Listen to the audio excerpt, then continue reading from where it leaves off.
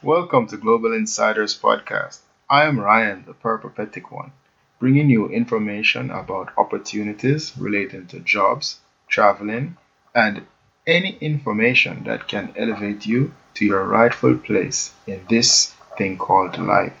You can find more information and how to methods on globalinsidersgroup.com. That is insiders with an S. And here is today's show.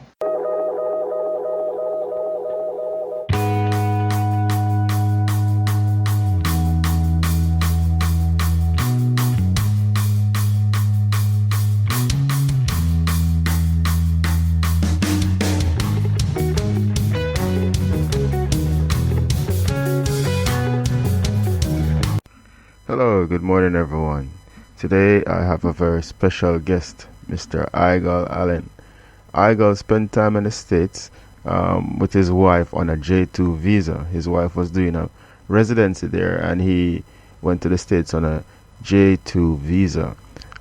Persons can go to the States on J2 visas if they have a spouse or if they're a child of someone who has a J1 visa. And I spoke about the J1 visa in the previous episode. So today we will be learning about the J2 visa. I really hope that you find this show to be informative and interesting. So please sit back and enjoy. Now let's dive in. So first of all, how did you become eligible for a J2 visa? I became eligible for a J2 visa through my wife, who was doing her residency. Done her USMLE exams and done what they call the match, which is where you try and find a university or hospital that is to your liking, and then you go through an interview process and they create a match. So it's a mutual beneficial arrangement for training, and also what it does create is staffing for that hospital program. She was in a surgery program at the time. That sounds right. That sounds correct because those are the stipulations for the J1 visa. The J1 visa is like a cultural exchange type visa where persons with special skills can come in and they can join programs or organizations based on the skills that they have. Okay, so that's good. Sounds really, really good. So, what about the visa process for you though? Going to the embassy in Jamaica and so forth. Did they ask you really difficult questions? Was it a hard time? Was it like difficult for you? How difficult? What's the level of difficulty? What, What had happened?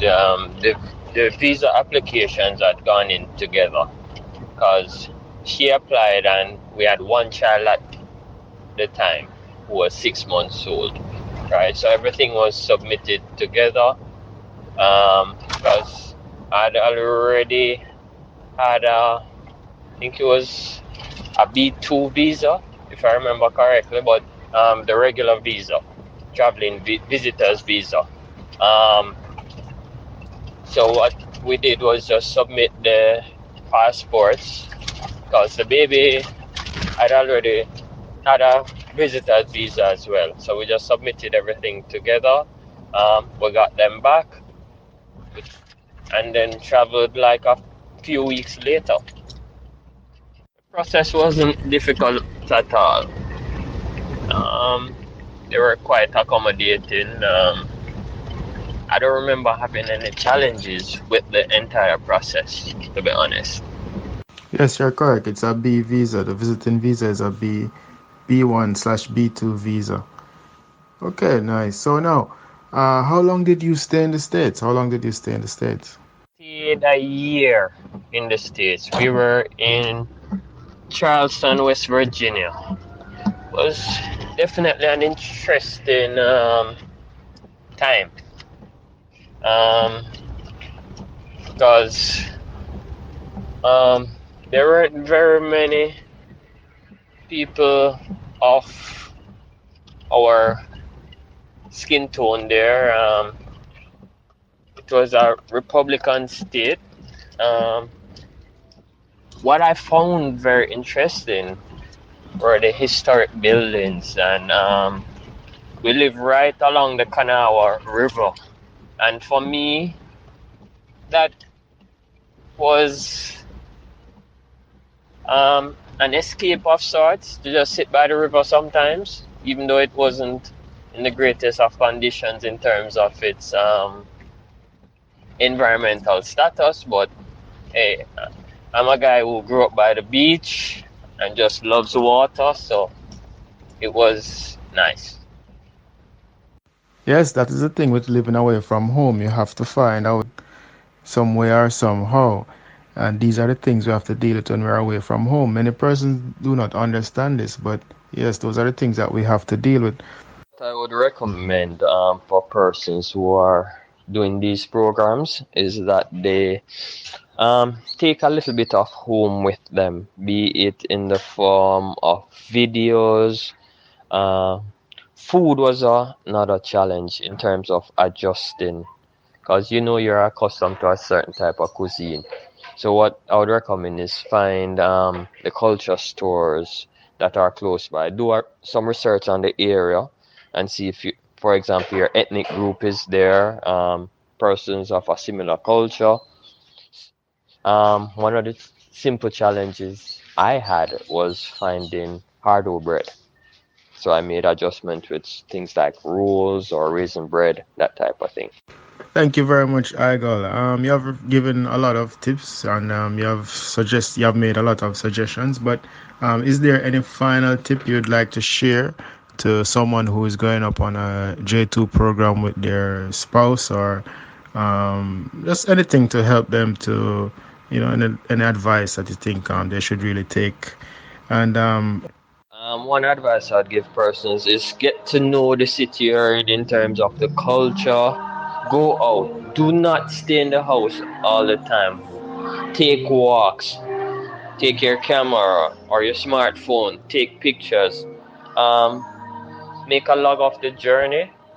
Um, and also find something, be it a job or volunteer while you're there, because oftentimes being on a J2, that means your spouse is working and they're oftentimes very busy, especially if they're doing a residency program, right? And in- integrating into the society will help you a lot. The persons is that they will need to apply for a social security number.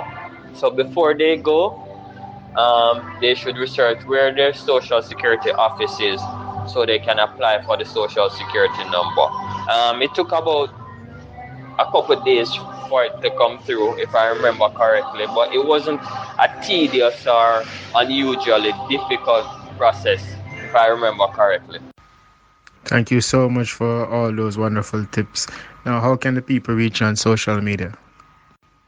Social media, I'm Igol Allen on both Twitter and Instagram. IGOLALLEN. And I'm easy to find on Facebook. Once they reach out, then I'll respond.